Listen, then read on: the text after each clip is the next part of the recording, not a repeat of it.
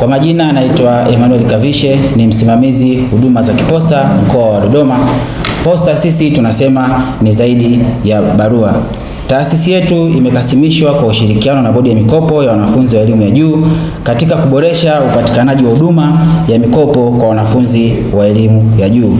Ushirikiano huu unalenga kurahisisha utoaji wa taarifa, usajili, ufuatiliaji wa maombi, utoaji ushauri kwa wanufaika pamoja na kukamilisha zoezi zima la maombi ya mikopo kwa waombaji wa mikopo ya wanafunzi wa elimu ya juu.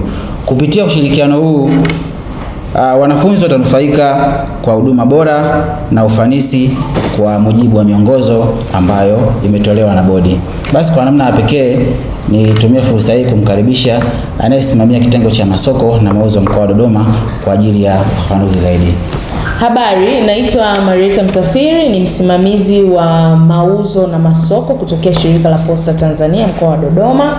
Tunapenda kuwaalika wanafunzi, wazazi na walezi kwa ajili ya huduma hii ambayo tumeenda kuianzisha leo rasmi tarehe 15 na tutafunga dirisha hili tarehe 31 Agosti mwaka huu.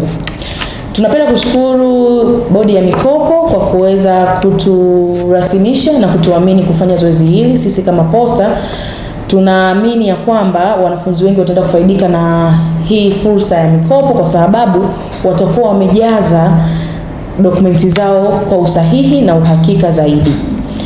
Tunawakaribisha na kuwajuza kwamba vitu ambavyo vielelezo utakavyokuwa navyo ambavyo vitakusaidia kuweza kuapply hii mikopo. Kwanza unatakiwa uwe na NIDA, na hata kama hujafikisha miaka 18 na hauna NIDA bado una nafasi ya kuweza kuapply mkopo na ukasaidika kutokea hapa Shirika la Posta Tanzania.